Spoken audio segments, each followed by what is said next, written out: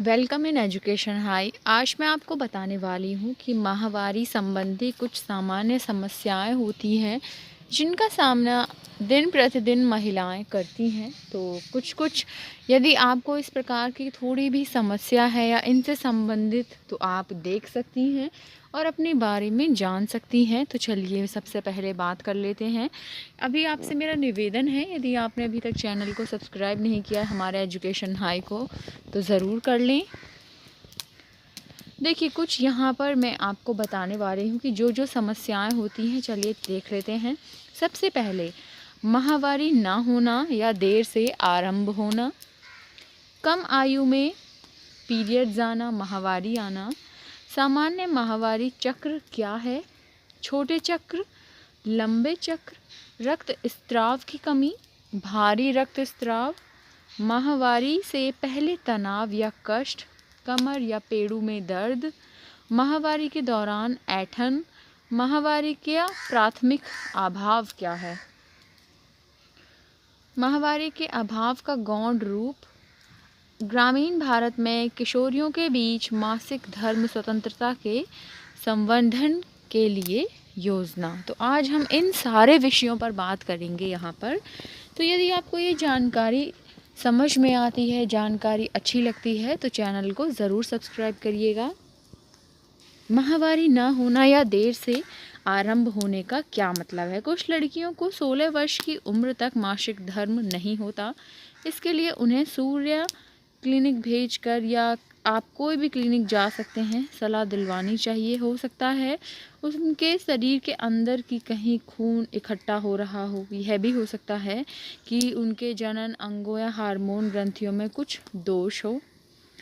कम आयु में माहवारी। कुछ लड़कियों में माहवारी जल्दी आरंभ हो जाती है। कभी कभी तो केवल 9 से 10 साल की उम्र में ही लड़कियों को पीरियड्स आना शुरू हो जाता है। इससे कोई स्वास्थ्य समस्या नहीं पैदा होती, लेकिन इस उम्र की लड़कियों को माहवारी की पूरी जानकारी देना ज़रूरी है।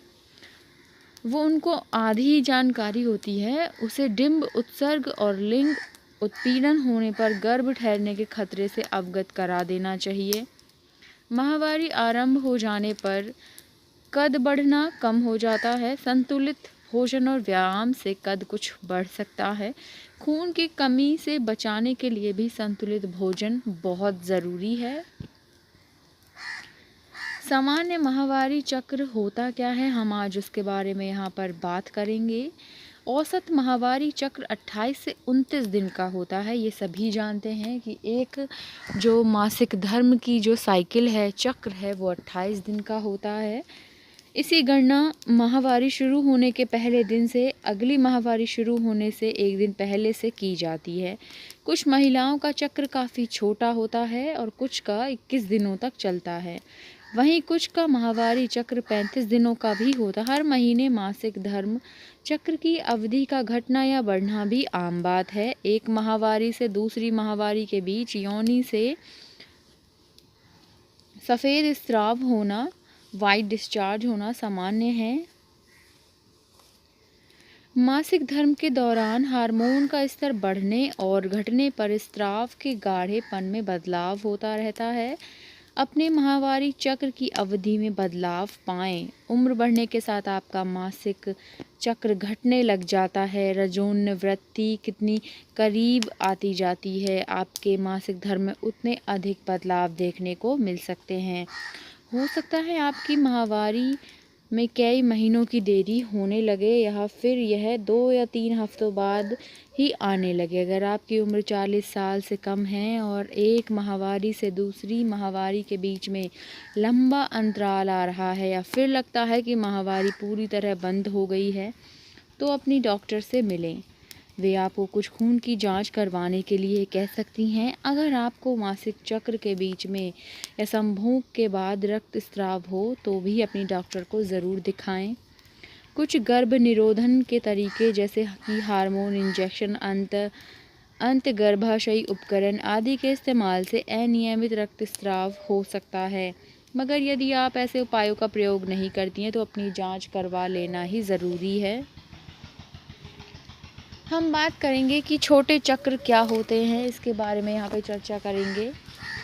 कुछ महिलाओं की माहवारी के बीच का समय कम होता है। 21 दिन से कम समय में दोबारा रक्तस्राव हो और अनियमित रूप से ऐसा होता रहे तो इसे छोटा चक्र कहते हैं। स्त्री के शरीर में डिंब का उत्सर्ग सामान्य रूप से होता है और उसकी प्रजनन क्षमता भी सामान्य रहती है। इन स्त्रियों में डिंब उत्सव का समय जानने के लिए अगली माहवारी की अपेक्षित अवधि अपेक्षित जो तिथि होती है 12 दिन पहले आने की संभावना वो ही निकालिए। उदाहरण के तौर पर अगर अगली माहवारी 24 तारीख को आने की उम्मीद है तो डिंब 12 तारीख को बाहर आने की संभावना होती है। कुछ महिलाओं में माहवारी आरंभ होने के 2 सालों तक मासिक चक्र छोटा होता है परंतु धीरे धीरे सामान्य हो जाता है। लंबे चक्र। कुछ स्त्रियां, विशेषकर उन कम उम्र की लड़कियों का जिन्हें हाल में माहवारी आरंभ हुई है, मासिक चक्र लंबा हो सकता है। अगर 2 माहवारियों के 45 दिन से बड़ा अंतराल हो तो यह लंबा चक्र कहलाता है। हो सकता है इन महिलाओं में डिंब का उत्सर्ग ही ना हो रहा हो, इन्हें डॉक्टर की सलाह लेना ज़रूरी है।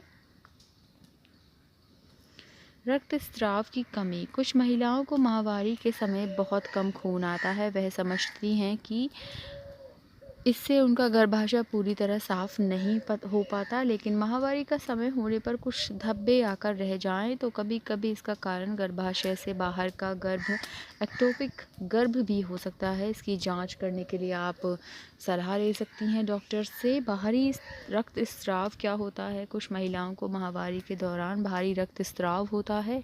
उन्हें एक दिन में सामान्य से ज़्यादा गुद्दियाँ बदलने की ज़रूरत होती है और यह रक्तस्राव कई दिनों तक जारी रहता है या यह दोनों समस्याएं साथ होती हैं। इन स्त्रियों को खून की कमी की शिकायत हो सकती है। उन्हें डॉक्टर की सलाह लेनी चाहिए। माहवारी अगर नहीं हो रही है आपको तो आपको ये भी चेक कराना चाहिए। अगर हो सकता है गर्भाशय में गांठ या रसौली हो, या ये कारण भी हो सकता है कभी कभी भारी रक्तस्राव होने का। माहवारी से पहले तनाव या कष्ट महिलाओं की एक बहुत आम समस्या है। माहवारी से कुछ दिन पहले तनाव की स्थिति, यह 2-3 दिन पहले महसूस होता है और रक्तस्राव आरंभ होने पर समाप्त हो जाती है।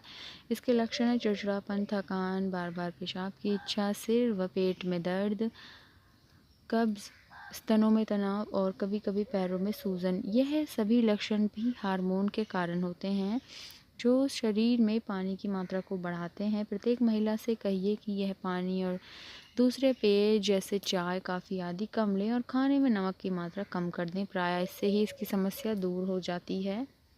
इलाज।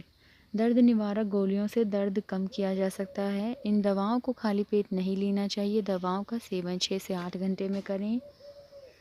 नमक कम खाएं, कैफ़ीन की मात्रा कम कर दें। साबुत अनाज जैसे दलिया, सोयाबीन, मूंगफली खा सकती हैं। मांस, दूध और दूसरे प्रोटीन युक्त भोजन ले सकती हैं।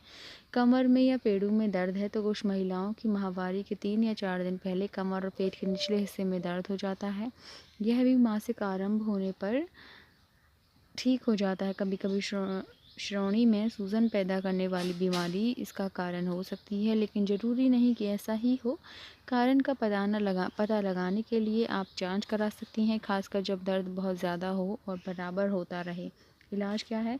दर्द निवारक गोलियों से दर्द कम हो सकता है और एक्सरसाइज करें।